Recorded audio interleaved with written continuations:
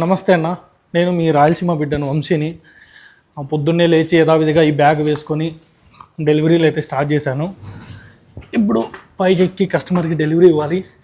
ఈ బ్యాగ్ వేసుకొని ఎందుకు ఎక్కానో తెలుసా? బ్యాగ్ కింద పెట్టేస్తే పార్సల్ లేపేస్తారనమాట. దానివల్ల లాస్ అయ్యేది నేనే. ఆ పార్సల్ పోతే నేనే పే చేయాలి. రెస్పాన్సిబిలిటీ నాకు ఎక్కువ ఉంటుంది. సో అందుకని బ్యాగ్ కూడా తీసుకొని వచ్చాను. అబ్బా, ఈ బ్యాగ్ తీసుకొని రావడం వల్ల పైకి ఎక్కి బ్యాక్ పెయిన్ అయితే ఉంటుంది, బట్ తప్పదు.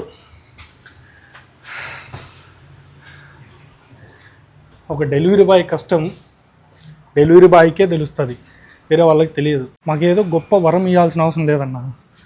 మేము మనుషులమే. మీతో పాటు మమ్మల్ని మనుషుల్లా ట్రీట్ చేస్తే, మనుషుల్లాగా గుర్తిస్తే చాలు. మీరు మాకు టిప్స్ ఇవ్వాల్సిన అవసరం లేదు, గిఫ్ట్స్ ఇవ్వాల్సిన అవసరం అంతకంటే లేదు. మమ్మల్ని మనుషుల్లాగా చూడండి చాలు.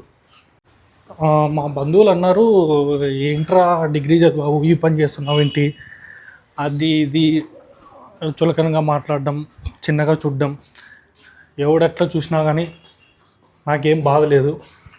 ఎందుకంటే నేను తప్పు చేయడం లేదు, దొంగతనం చేయడం లేదు, ఎవరి డబ్బు దోచుకోవడము లేదు.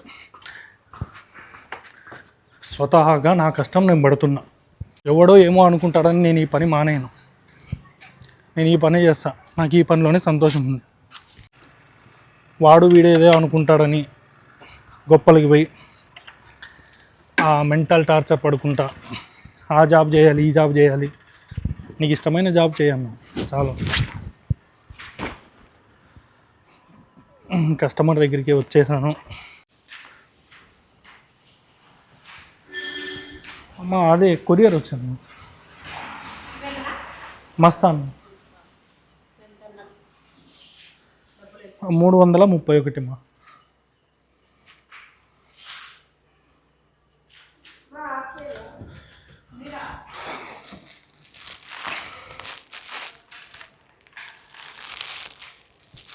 ఇది నా వృత్తి, ఇదే నా వృత్తి. ఒకటి కింద పని చేయాల్సిన అవసరం లేదు, ఒకటితో అనిపించుకోవాల్సిన అవసరం లేదు, ఒకరిని అనాల్సిన అవసరం అంతకంటే లేదు. ఎవడో ఏదో అనుకుంటాడని మనకిష్టం వచ్చిన పనిని మనం మానేయడం, మనస్సాక్షిని చంపుకోవడం, ఆల్మోస్ట్ మనల్ని మనం చంపుకున్నట్టే. వద్దు, ఆ జీవితం అవసరం లేదు, అలాంటి బతుకు కూడా వద్దు.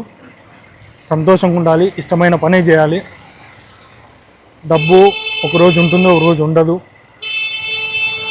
డబ్బున్న వాడికి వాడుకున్న టెన్షన్లు వాడుకుంటాయి.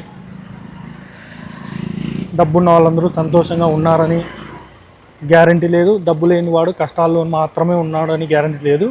అది వాళ్ళ వ్యక్తిత్వాన్ని, వాళ్ళ పరిస్థితిని బట్టి జరిగిపోతుంది.